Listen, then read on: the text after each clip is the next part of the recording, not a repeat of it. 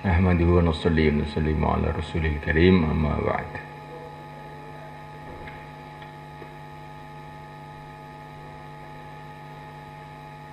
Hadirin dimulakan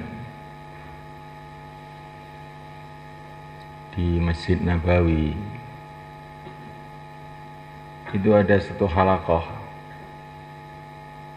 Ditanya oleh Nabi SAW, ini halaqah apa ini? Maka mereka menjawab, kami zikir kepada Allah dan membicarakan mengenai nikmat Allah yang telah memberikan hidayah kepada kita kepada Islam.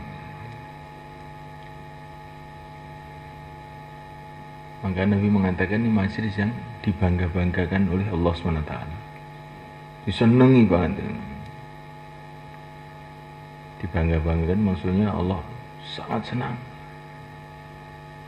Majelis bicara mengenai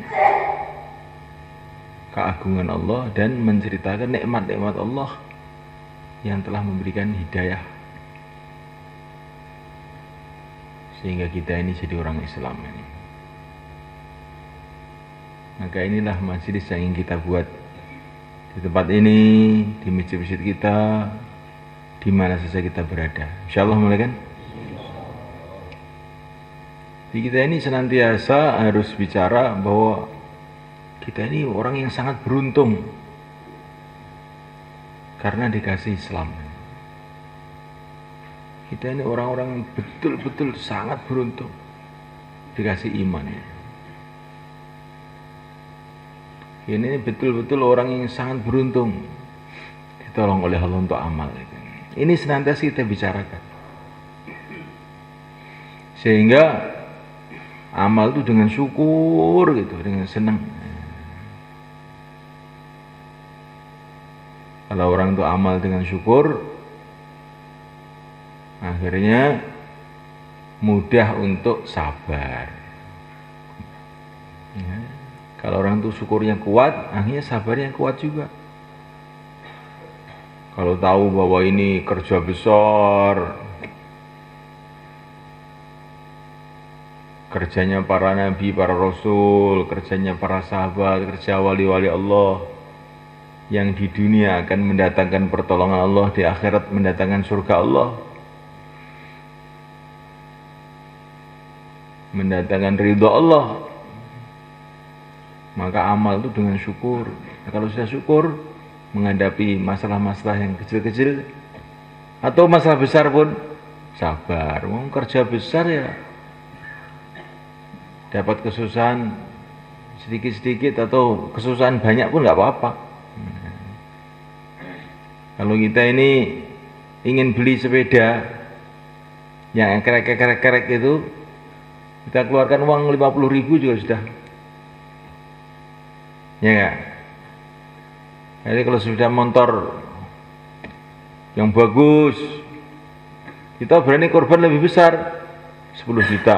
Nah, kalau mobil Innova yang baru 200 juta keluarkan, ya nggak sebenarnya?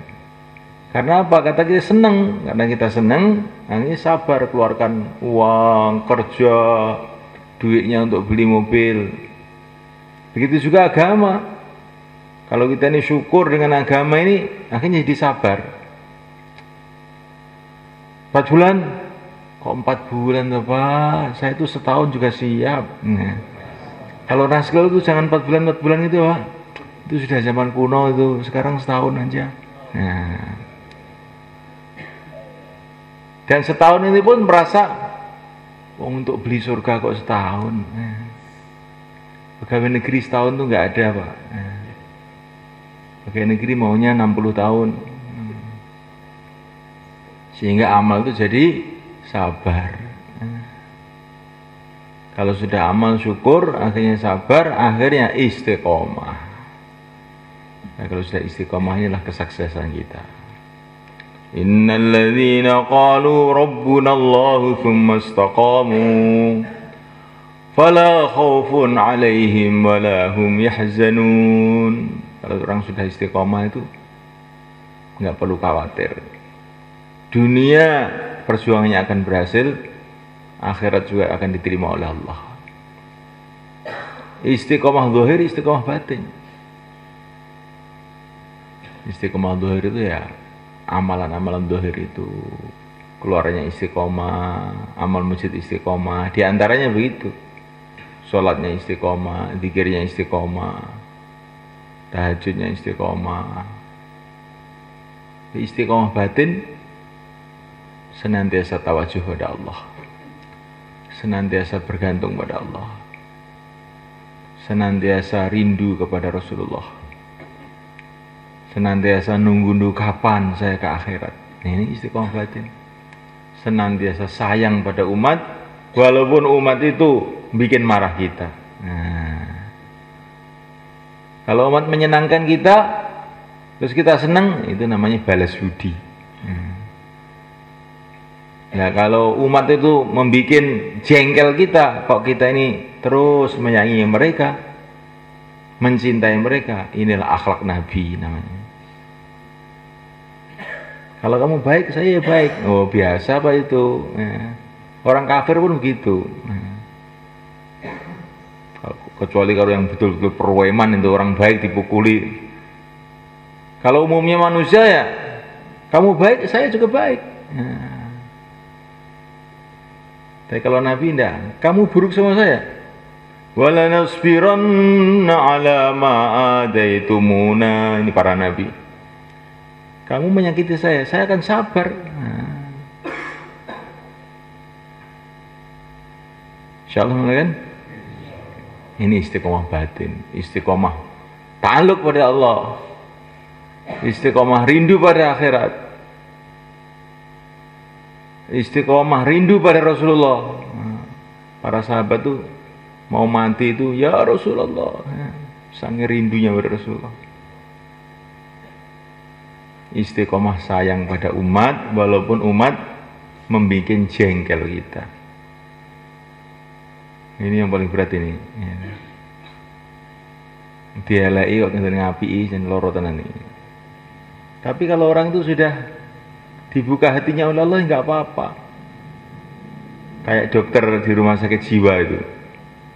Di Solo ada rumah sakit jiwa, rumah sakit orang gila itu, Pak. Dokternya dicuaci maki, dia tiap hari datang aja suntik, bles. Nah, kita ngurus umat tuh kayak begitu. Walaupun umat ini menjengkelkan kita, membuat marah kita sabar. Bagaimana kok bisa sabar? Lah kamu dapat pahala terus enggak sabar, kenapa? Jadi dokter itu, walaupun pasiennya itu caci maki, tak suntik, saya dapat gaji saya. Yang penting saya dapat gaji. Begitu juga kalau orang itu mikir akhirat, yang penting saya dapat pahala, yang penting saya dapat ridho Allah. Maka umat ini menjengkelkan, tetap sayang saja. Ada orang marah, wah pahala saya tambah banyak, ini orang-orang pada marah ini. Asalkan kamu jangan yang bikin marah. Kalau kita akhlaknya buruk, orang marah, nah itu memang itu dosa kita namanya. Kalau kita ini berbuat baik, orang marah, nah kita ini istiqomah akhlak Nabi. Insya Allah mulai kan? Ini ada seorang ulama mulai kan? Ada seorang ulama itu senantiasa berbuat baik pada seorang Habib. Habib itu orang keturunan Rasulullah, keturunan Hasan atau Husain. Dia bantu, apa-apa keperluannya dibantu terus. Satu saat diketahui bahwa Habib itu pokoknya akhlaknya nggak baik kan. Akhirnya ulama tadi marah, dibantu sudah setengah mati, malah ternyata akhlak kamu nggak baik. Sudah, saya nggak mau bantu lagi. Kurang ajar. Akhirnya malam itu dia mimpi jumpa Rasulullah. Maka Rasulullah itu bilang sama ulama tadi, kamu itu bantu dia itu karena saya apa karena dia? Bingung kalau mati.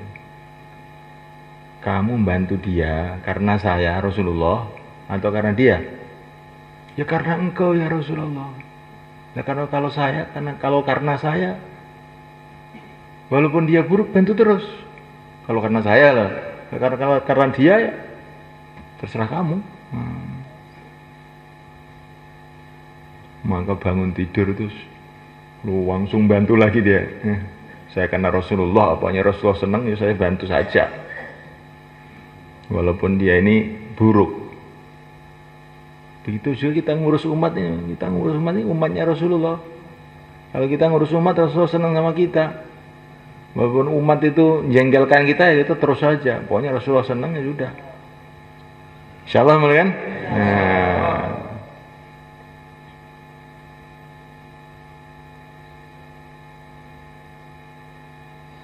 Ini kalau bicara enak aja kelihatannya. Ini kalau nanti dibikin marah orang bagaimana kira-kira? Nah,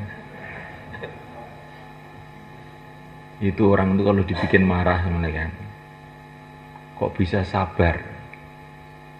Karena Allah, karena Rasulullah. Itu hatinya itu kayak dicuci kok, plong gitu, enak gitu. Tapi kalau kita ini dibikin marah, kok terus ganti marah, itu hati itu jadi sakit, nggak sembuh-sembuh itu. Sumpah aja nggak sembuh-sembuh. Sudah kamu coba gitu nanti. Insyaallah kan? Wa idza qila lakum irji'u farji'u wa azka lakum. Kalau kamu bertamu oleh tuan rumah ditolak, enggak mau saya terima kamu. Pulang. Maka pulanglah, itu akan mencuci hati kamu. Di orang itu kalau dibikin marah, kok sabar karena Allah, hatinya langsung pelong, enak itu. Hati yang kotor-kotor itu yang penyakitan, termasuk penyakitan itu tandanya itu kalau bayan ngantuk itu loh, itu termasuk penyakitan itu. Betul itu. Kalau hati itu pelong bersih itu, dengarkan bicara agama itu senang aja, nggak ngantuk. Wah itu nggak benar Pak itu. Saya ngantuk itu karena semalam suntuk saya tahajud. Masa saya lihat tidur di malam. Jadi saya mulaikan ini termasuk obat hati yang sangat penting. Obat hati yang sangat penting itu dibikin marah, kita sabar karena Allah. Bahkan kalau bisa jangan sabar, kalau bisa syukur kalau dibikin marah orang itu. Wah ini Rasulullah juga begini dulu. Syukur, didoakan yang bikin marah didoakan. Ya Allah kasih dia 4 bulan ya Allah. Nah gitu. Jangan didoakan ke pelindes sepur. Wah ini orang begini. Nanti kalau anaknya jadi bajingan baru kapok dia. Gak mau ngurus umat, biar anaknya jadi bajingan nanti. Setelah anaknya nakal, kamu yang susah kan. Jangan mendoakan buruk kepada siapa saja orang Islam. Karena kalau ada orang Islam yang buruk satu saja, nanti yang susah kamu lama-lama itu. Maka walaupun itu orang itu berbuat jahat sama kamu, doakan baik aja. Nanti kalau baik kamu beruntung juga. Daripada mendoakan jelek, doakan aja baik.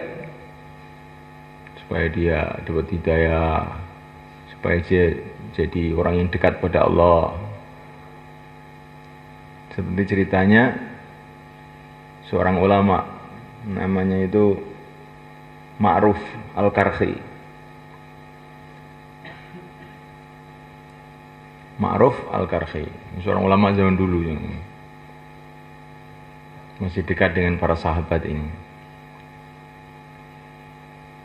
Beliau ini wiridan, subhanallah, subhanallah di kamarnya itu. Tahu tuh ada tamu, dia terganggu dengan senangannya wiridan memang.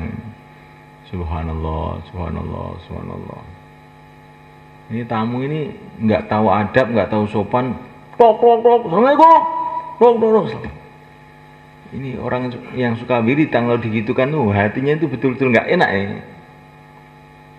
Maka oleh ma'ruf itu didoakan, ya Allah, sibukkan dia dengan ibadah ya Allah biar nggak ganggu saya. Maka tamu tadi langsung berhenti, jalan kaki ke Mekah. Aneh nggak nih? Jadi begitu pulang dari tempatnya ma'ruf itu langsung jalan kaki ke Mekah, mondar mandir sampai haji 70 kali. Maka orang-orang itu heran, kamu itu kok ke Mekah jalan kaki sudah berapa kali? 70 kali. Ada apa? Saya didoakan sama ma'ruf itu. Saya ganggu dia, saya didoakan.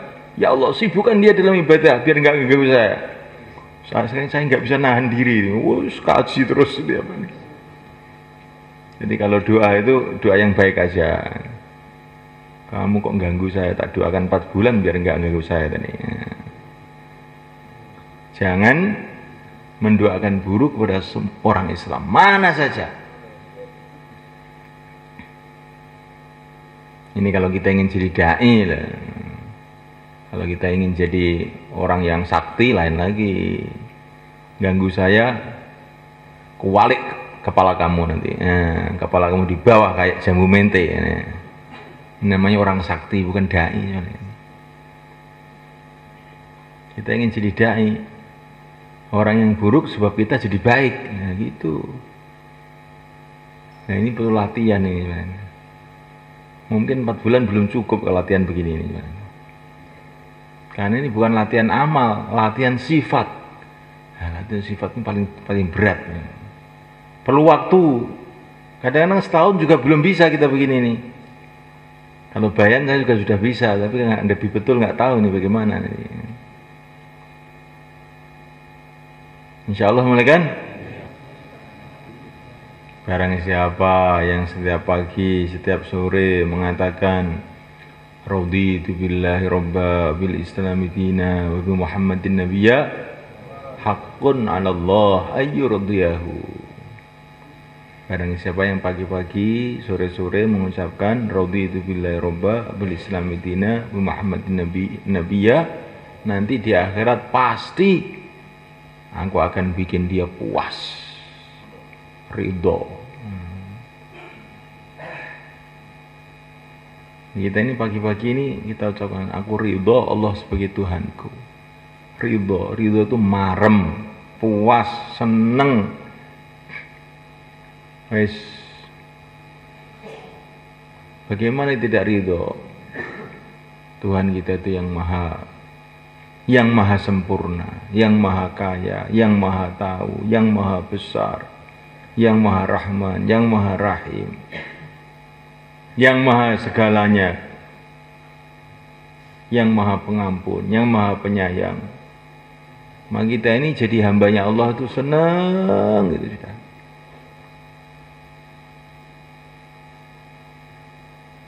Saya ridho Allah sebagai Tuhanku, Islam sebagai agamaku, saya ridho. Karena Islam itu adalah agama yang telah dipilih oleh Allah, yang telah diridhoi oleh Allah. Agama yang Allah turunkan kepada para nabi, para rasul, yang Allah turunkan kepada pimpinan seluruh nabi yang mulia baginda Muhammad SAW. Maka saya senang dengan Islam ini sudah. Saya tidak ingin cari aturan-aturan selain Islam. Nabi Muhammadin Nabiyya, saya ridho, senang, puas saya punya Nabi baginda Muhammad SAW. Dan dia sebaik-baiknya makhluk, semulia-mulianya Nabi, semulia-mulianya Rasul, yang sangat sayang kepada umatnya. Maka saya puas. Nah kalau orang itu ridho seperti ini, nanti di akhirat haqqun 'ala Allah ayyurdiyahu, nanti di akhirat Allah akan membuat dia ridho, puas. Bangun dari kubur, Masya Allah, sudah dijemput para malaikat-malaikat. Semua pada mengucapkan salam, puas. Oh di sini yang istiqbal banyak ternyata. Nggak repot. Malaikat-malaikat itu pada datang. Saya itu kenal banget dengan bapak ini. Loh di mana? Oh, saya itu bapak keluar tuh saya bersama bapak. Bapak tahajud saya juga bersama bapak. Saya kenal banget. Dan yang kenal bukan saya sendiri. Ini banyak di sini malaikat-malaikat kenal semua dengan bapak. Oh, itu sudah nggak usah repot, nggak usah teringat Lombok, teringat Temboro. Nah, sini teman semua. Alhamdulillah. Ya. Kayak Abu Dzar radhiyallahu ta'ala anhu. Itu Nabi didatangi oleh malaikat Jibril alaihissalam. Abu Dzar itu lewat. Maka Jibril mengatakan pada baginda Nabi, kalau dia mengucapkan salam sama saya jawab ya Rasulullah. Loh kamu kenal? Abu Dzar? Kenal ya Rasulullah. Semua malaikat di langit kenal semua dengan Abu Dzar ini.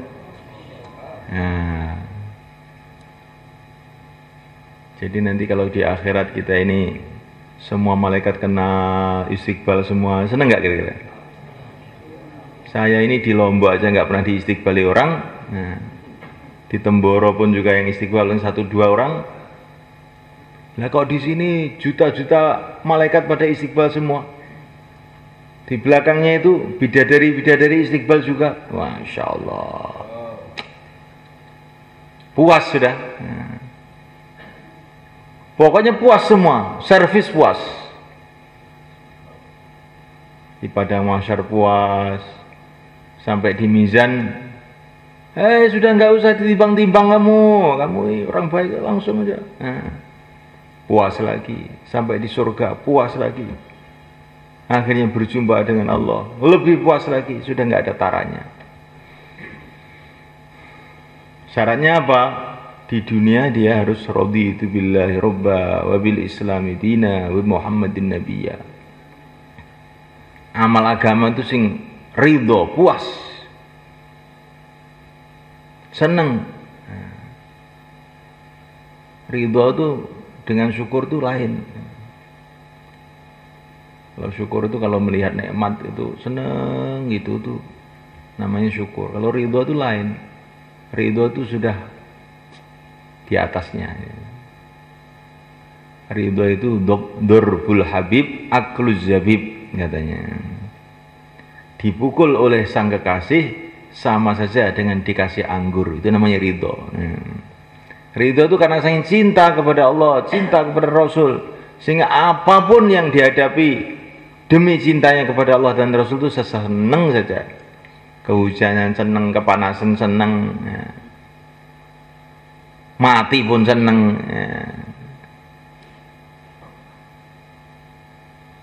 Sakit pun senang. Sampai ada seorang ulama itu ditanya, kamu kalau di padang mahsyar yang paling kamu senangi apa? Kalau nanti kamu di padang mahsyar dihisab bagaimana kamu, amalan kamu? Maka ulama itu ditanya sama gurunya, Syekh, yang menghisab di padang mahsyar itu siapa? Allah katanya. Kalau yang menghisab Allah, saya senang saya ingin dihisab saya biar berjumpa dengan Allah katanya. Saking senangnya itu. Yang menghisab Allah sudah nggak apa-apa, saya senang pokoknya kalau yang menghisab Allah. Gak takut saya, Allah itu Mar-Rahman Mar-Rahim. Saya ingin dipanggil oleh Allah, fulan, mbakku kesini, gitu saya ingin begitu. Jadi kalau orang itu sudah ridho itu Masya Allah. Sampai katanya para ulama, orang itu kalau sudah ridho sudah nggak ada masalah pokoknya. Diapakan juga seneng aja. Nggak peduli sakit, nggak peduli sehat, nggak peduli panas, nggak peduli dingin, nggak peduli keadaan apapun. Kalau sudah ridho terus ibaratnya itu kayak ayam ya rasanya kayak coklat. Nah, karena sudah senang. Nah. Kalau sudah senang itu sudah nggak ada masalah. Nah kita ingin amal agama, perjuangan agama itu sampai begitu, sampai ridho gitu loh. Bukan hanya jauh lah, tapi ridho dengan jauh lah. senang, ridho. Jauhlah hujan-hujan kok. Wah, hujan bukan. Alhamdulillah hujan, ganjarannya tambah nih. Senang, ditolak juga pahalanya tetap tambah banyak, nggak apa-apa. Terus ridho, jadikan miskin, ridho. Allah tuh sayang sama saya jadikan miskin ini, sehingga nggak repot-repot ngurus dunia. Coba kalau pabrik saya itu 100 itu kan pening kepala saya. Nggak punya pabrik, nggak punya duit, nggak punya apa-apa, nggak punya istri. Malah enak ya Allah. Gimana nih kan?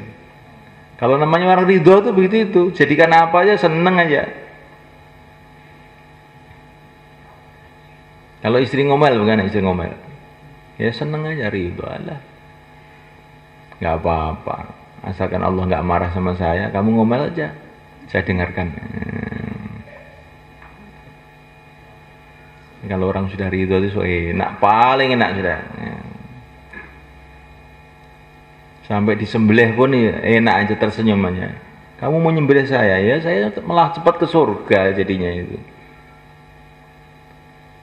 Pokoknya enak terus, nggak ada masalah. Nah, kita ingin jauhlah itu dengan ridho, taklim dengan ridho, sholat dengan ridho, ya. Akhirnya mati dengan ridho,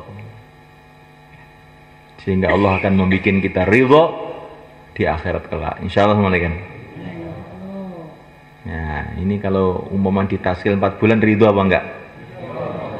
Betul? Nah, coba ini berarti besok di akhirat kamu akan jadi orang yang puas semua berarti. Ini syaratnya ridho. Jangan ditaskil itu cemberut. Oh, baru keluar pertama ini kok saya ditaskil 4 bulan gimana? Kok enggak hikmah? Kalau orang ridho itu gak hikmah-hikmahan, bahwa seneng aja. 4 bulan siap. Bagaimana begitu sebenarnya? Kita latihan ridho dengan agama Allah, dengan sunnah Rasulullah, dengan agama Allah. Yang niat untuk 4 bulan atau tambah 40 hari, silakan berdiri. Nah, tambah masa. Nah, ini taskilnya tambah masa. Silakan sana. Tambah masa. Nggak ada sisa-sisa, nggak ada. Agama kok sisa-sisa. Nah, tambah, terus tambah. Agama bukan sisa-sisa. Yang belum daftar juga, yang belum daftar, yang sudah daftar, tambah masa. Yang mau keluar, berapa hari saja, silakan semua, silakan.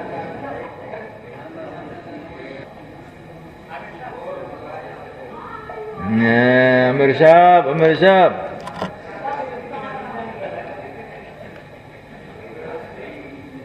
Insyaallah kita ingat semua kan. Kita sholat isyraq, wiritan, kita musyawarah. Subhanallah. Kan.